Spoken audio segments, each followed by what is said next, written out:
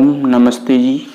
आज हम बात करेंगे ऊर्ध्वरेता होने की प्राचीन विद्या, जिससे कि स्वप्न दोष, शीघ्र पतन और कम वासना कब्जे में आ जाएंगी। तो शुरू करते हैं बिना किसी देरी के। यह एक प्राणायाम विधि है। पहले सिद्धासन में बैठ जाइए। उसकी विधि इस प्रकार है। बाएं पैर की एड़ी अंडकोश और गुदा इंद्रियों के बीच में जो स्थान है उस पर लगाओ। यह वह स्थान है जहां से वीर्य वाहक नाड़ियां जाती हैं। इन्हीं में से गुजरकर वीर्य बाहर निकलता है। इसलिए पैर की एड़ी को एक नाड़ियों पर दबाकर लगाना चाहिए। दाएं पैर की एड़ी मूत्रेंद्रिय के ऊपर जहां बाल उगते हैं लगाओ। दोनों पैरों के गट्ठे मिले हुए हों, दोनों पैरों के घुटने भूमि पर लगे हुए हों, सिर, ग्रीवा, गर्दन, मेरुदंड सब समरेखा में हो रहनी चाहिए। एक कपड़े की छोटी गद्दी बनाकर गुदा के नीचे रख लो, जिससे वीर्यवाहक नाड़ियों पर अधिक बल पड़े। दोनों हाथों को तान कर दोनों घुटनों पर रखो। शरीर सारा खींचा हुआ होना चाहिए, छाती तनी हुई तथा आगे को उभरी हो। ठोड़ी का झुकाव थोड़ा सा छाती की ओर हो। केवल लंगोट लगाकर आसन में बैठो तो अच्छा रहेगा। यदि केवल मात्र एक सिद्धासन का ही अभ्यास किया जाए तो यह भी वीर रक्षार्थ तथा स्वप्न दोष को दूर करने में अत्यंत हितकार है।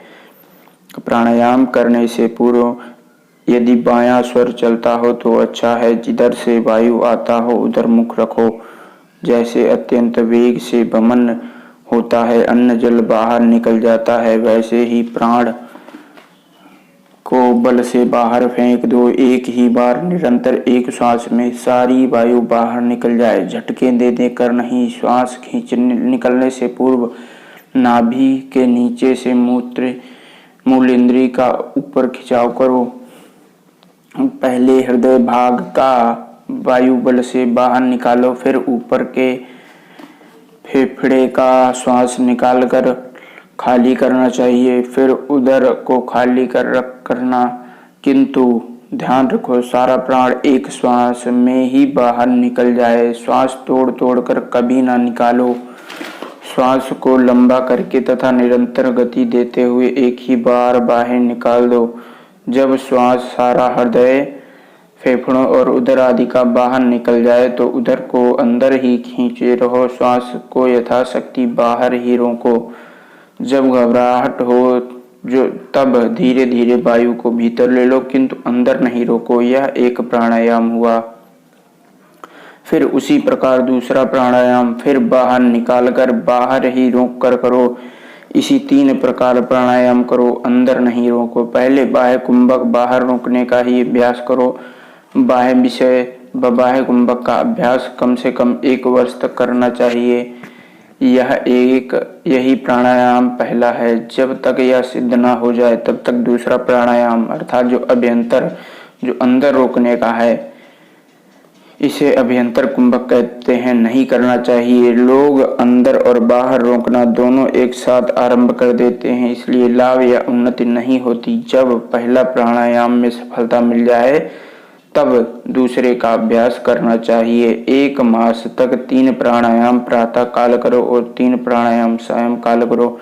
फिर शनै शनै प्रतिमास संख्या बढ़ाते जाओ। यदि गोदुग्ध, घृत व अन्य पौष्टिक भोजन पर्याप्त खाने को मिले तो दोनों समय अभ्यास करना चाहिए, और संख्या बढ़ाते हो तो धीरे धीरे संख्या बढ़ाओ।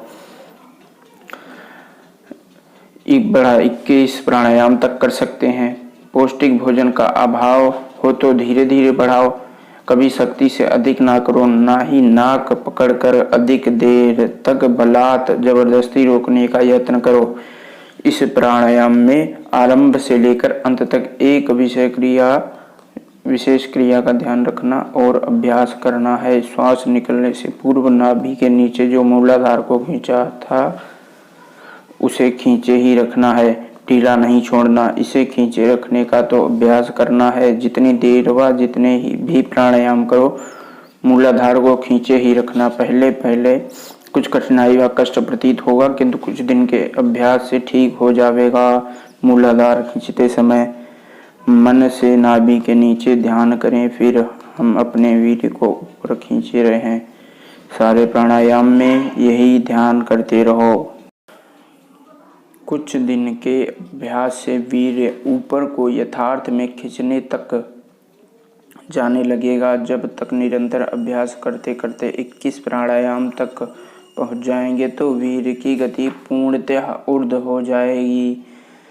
वीर्य ऊपर को मस्तिष्क की ओर बहने लगेगा तो आप ऊर्ध्वरेता हो जाएंगे। आपका वीर्य कोश खाली हो जाएगा और इसमें वीर्य आना ही बंद हो जाएगा। फिर स्वप्न दोष कैसे होगा?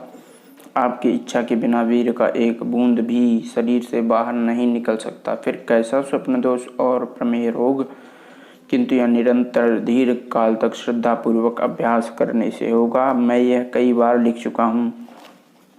आप इसे दूसरी प्रकार से भली भांति समझ जाएंगे। जब आप लघु शंका करने जाओ और मूत्र त्याग करते समय बीच में ही नाभि के नीचे के भाग मूल इंद्रियों को खींचो और गुदा इंद्रिय और मूत्र इंद्रिय की एक साथ खींचेंगे तो इससे मूत्र निकलना एकदम बंद हो जाएगा। और जब तक आप इसे ढीला ना छोड़ेंगे एक बूंद भी मूत्र बाहर नहीं निकल सकता।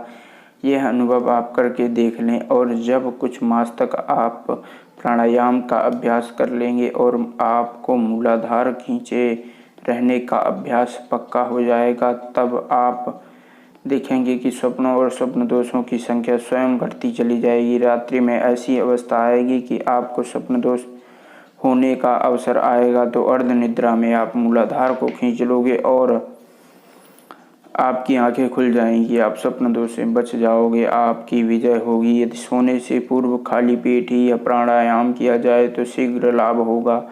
आपकी विजय और आपके अभ्यास पर है। जब कम से कम 1 वर्ष तक आप अभ्यास कर लें तो आगे के प्राणायाम मुझसे पत्र द्वारा व मिलकर पूछ लें।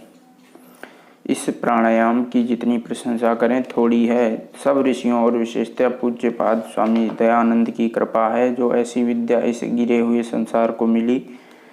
इस प्राणायाम के अभ्यास से जहाँ स्वप्न दोष आदि रोग दूर होंगे, वहीं शरीर में वीर्य वृद्धि को प्राप्त होकर स्थिर बल पराक्रम जितेंद्रियता की प्राप्ति होगी। सब शास्त्र और विद्याओं को थोड़े ही काल में समझकर विद्यार्थी उपस्थित कर लेगा।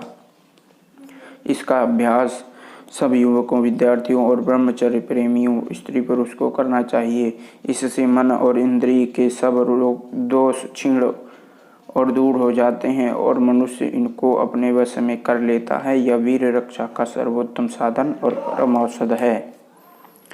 तो मित्रों, यह पुस्तक स्वामी ओमानंद जी ने लिखकर हम सब पर बहुत बड़ा उपकार किया है और ये आपका YouTube चैनल दुर्लभ ज्ञान स्वामी जी की विद्या को घर घर तक पहुंचाने का कार्य कर रहा है। यदि आप इस वीडियो को शेयर करेंगे तो हमारा इसमें कोई भी स्वार्थ सिद्ध नहीं होगा। स्वामी ओमानंद जी की विद्या और खासकर जो ऋषियों की विद्या है वो लोगों तक पहुंचेगी और कोई भी विधर्मी अपने नाम पर इन बातों को लिखकर पुस्तक छपवाकर प्रकाशित नहीं कर पाएगा। और कई विधर्मियों ने इस पुस्तक की जो बातें हैं सारी अपने नाम से प्रकाशित कर करके छपवाई हैं और बड़े बड़े YouTube चैनल हैं जो कि इन्हीं बातों को बताते हैं अपने नाम से और कह देते हैं कि ये हमने बताई। लेकिन ये ऋषियों की विद्या है जिसको ओमानंद जी ने हिंदी में समझाया है। आप इसको शेयर करें, लाइक व कमेंट बेशक ना करें यदि आपको ना पसंद आई हो, लेकिन शेयर अवश्य कर दें। और इसी विनती के साथ आज के लिए इतना ही। नमस्ते जी। जय आर्यवर्त, जय हिंद।